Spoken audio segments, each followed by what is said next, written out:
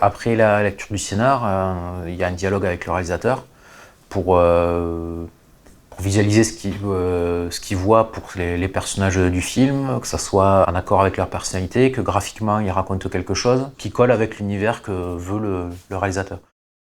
Dans la phase pure de création graphique, dans un rôle d'auteur graphique, c'est poser des bases de personnages qui seront développés ensuite. Des fois, ça peut venir rapidement sur un dessin, et des fois, il y a un aller-retour qui se fait avec des refs plus nombreux avant d'avoir une image un peu plus finalisée sur le personnage. Et après, des fois, les personnages aussi évoluent par rapport à des versions de scénar où un personnage va sauter, où elle va changer de caractère. Il y a le visage qui va raconter quelque chose, il y a la silhouette qui va raconter quelque chose, les couleurs qu'il va porter, les formes de ses vêtements. Par exemple, au niveau d'un personnage, il y a 3 formes fondamentales en graphisme, il y a le rond, le triangle et le carré. Et selon l'agencement de ces 3 formes, on va raconter quelque chose de différent. S'il y a un personnage qui a un nez très pointu, très affirmé, il ne va pas raconter la même chose qu'un personnage qui a un nez rond. Des traits pointus et acérés vont plus évoquer un méchant, une agressivité ou quelque chose de rapide. Quelque chose de plus rond va raconter quelque chose de plus doux. Et des fois, selon les équilibres de ces formes, quelqu'un qui a des formes douces mais un nez très pointu, ça va évoquer un dynamisme, ou une mèche pointue, ça va évoquer un dynamisme. Par exemple, dans Pile, le méchant, le fait qu'il soit grand et fin, ça veut dire c'est pas quelqu'un qui évoque de la force, mais qui évoque un autre pouvoir. Et après, rapidement, le fait de mettre qu'il soit assez dans des couleurs sombres, ça évoque un méchant assez rapidement. Avoir un visage émacié, il y a un côté qui donne un côté un peu plus mortifère au personnage qui le singularise un peu plus comme méchant. Et avoir des dorures, ça évoque qu'il a une richesse. Donc il y a tout ça qui se complète pour préciser un personnage. Tu digères mal le poison, peut-être? Oh, quel malheur! Le prince va être terrassé par un mal mystérieux le jour de son couronnement. Je vais devoir rester au pouvoir. Quand on fait plusieurs personnages, il faut qu'ils aient une cohérence entre eux, il faut qu'on sente qu'ils fassent partie du même univers pour avoir quelque chose de cohérent et homogène. Hey Flash, ça va? T'as rien? Sur Terra Woody, il évolue à travers le film. Au départ, il va avoir une tenue qui est très propre, il va avoir une coupe qui est bien coiffée au fur et à mesure de son aventure. Par rapport à la situation, il va se salir, il va avoir des couleurs qui vont être moins en décalage par rapport au monde qui l'entoure. Sa tenue évolue aussi, donc au départ il a une combinaison complète, au final il la déchire pour en faire un short parce qu'il s'adapte à son environnement. Donc il a les cheveux qui ont poussé, qui donnent un côté un peu plus sauvage. Donc l'évolution visuelle du personnage va de pair avec son évolution autour de l'aventure.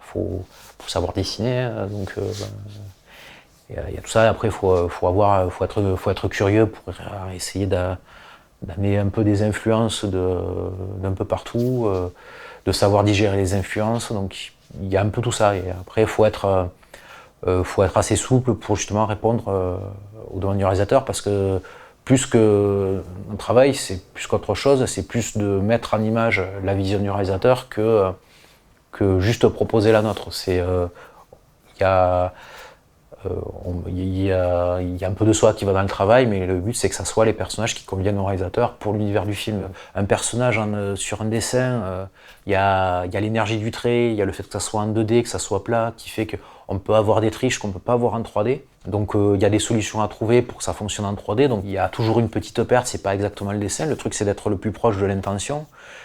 Après, quand on le voit évoluer, après peut y avoir des choses qu'on visualise d'une manière ou d'une autre, mais de manière générale, quand on voit un dessin qu'on a fait qui bouge, c'est toujours amusant de voir un dessin qui prend du volume, qui prend vie, qui est un peu plus concret, quoi. J'ai vraiment un jour où je voyais des gens qui dessinaient autour de moi, j'ai une date précise, c'était 17 septembre 97, quoi.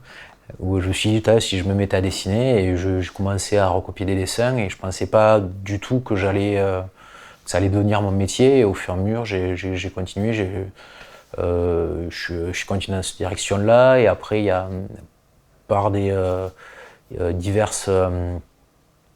j'ai rencontré TAT assez tôt, même très tôt par rapport à la création de la boîte, où ils étaient encore que 3, quoi. Donc, j'avais participé à des courts-métrages live où il y avait des séquences d'animation à faire, et du coup, au fur et à mesure, vu que je dessinais, j'ai évolué pendant que la boîte évoluait. Il y a les circonstances qui ont joué là-dessus. Après, je dessine de mon côté, j'ai étudié dans ce sens-là. Donc voilà, après, il y a aussi le fait que je m'intéresse beaucoup au cinéma qui m'a amené aussi vers là, qui a joué aussi, quoi. Qui est une de mes premières passions, quoi. Tada!